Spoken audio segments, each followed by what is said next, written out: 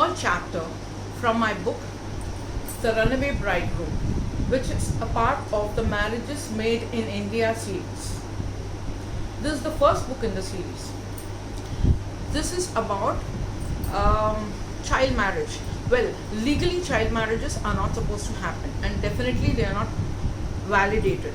But this custom still continues in India, in very small villages at the back of beyond. So this story, The Runaway Bridegroom, is based on one such marriage and what happens to those two children. As the title suggests, the bridegroom runs away. And let me just read a chapter from this. Chanda is the heroine. Chanda got up in a hurry, her hands automatically coming together in a gesture of greeting as she said, Namaste, her voice subdued. No force on earth could have made her touch her father-in-law's feet. As it was, she felt like such a fraud. For the first time in her young life, she couldn't bring herself to share the truth with any of her family members. No wonder her nerves were frazzled. Surendra walked closer to the beautiful young woman who was his daughter-in-law. Tears shimmered in his eyes as he looked at her innocent face. He was glad that she had obviously led a secure existence despite her husband abandoning her as a child. He touched her head in a blessing, and Chanda shut her eyes as a strong emotion gripped her. She felt calm. It wasn't this man's fault that her husband, his son, had run away, and he had obviously suffered. She opened her eyes to give him a hesitant smile. Surendra put it down to shyness. Surendra held her small hands in his as he said, I'm so sorry for what you had to undergo because of Veera, my child. Chanda shook her head in protest just as Mohan cut short Surendra's apology. Surendra ji, please let the past go and let's look forward to a much better future. Surendra felt overwhelmed by the affection bestowed on him by the Maheshwari family. He held his daughter-in-law's hand gently as he led her to the sofa. He sat her beside him and quizzed her about her life in general. To begin with, Chanda felt choked with thoughts of Ranveer crowding her mind. But soon, she sat up straight and answered all the questions that Surendra had for her. Surendra couldn't help but admire the way Mohan and his wife Meera had brought up their children. All were so well-mannered and obviously educated. He couldn't help wondering how Virendra had turned out.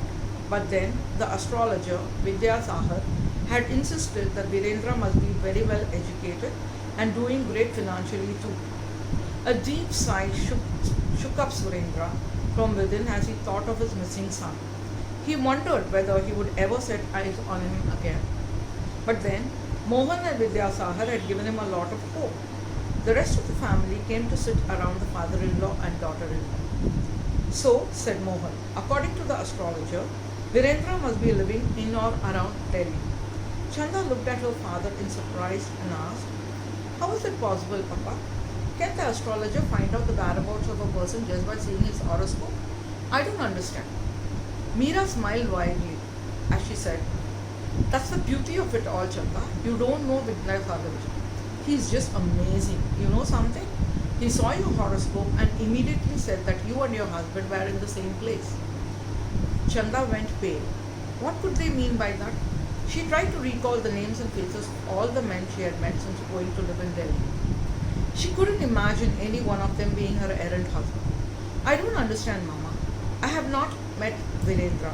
I'm sure I would have known if I had, she said, a frown on her face.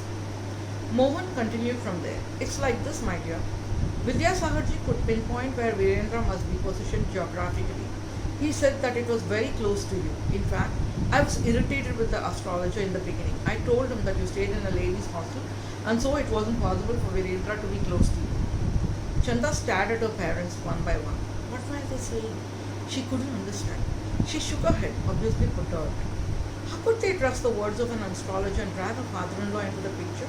She couldn't believe that her parents had acted so foolishly. Mohan then explained the risk to the astrologer, the conversation, the astrologer insisting that Virendra's horoscope had been wrongly written, how he must be very intelligent, probably a professor or a computer whiz, how all he touched would turn to gold and more. Chanda listened to her father without interrupting him, a dazed expression on her face. Could all this be possible for someone to predict by just seeing a Janam Kundali? She found this difficult to comprehend, but then her parents sounded so sure. So much so that they had contacted Virendra's family and convinced them too. Then what about her growing attraction for Ranveer? Chanda closed her eyes in sheer exhaustion. She didn't think she could take any more. She recalled her latest meeting with Ranveer, how he had kissed her. Her throat closed up as tears stung her eyes. She heard her father's voice in the background as her mind stopped registering his words. Chanda's head buzzed with lack of sleep, the shock of meeting her father-in-law, and the fear that he might never see Ranveer again. To everyone's shock, Chanda dropped from the sofa down at her father-in-law's feet in a dead faint. So, this part, this chapter is way ahead in the story.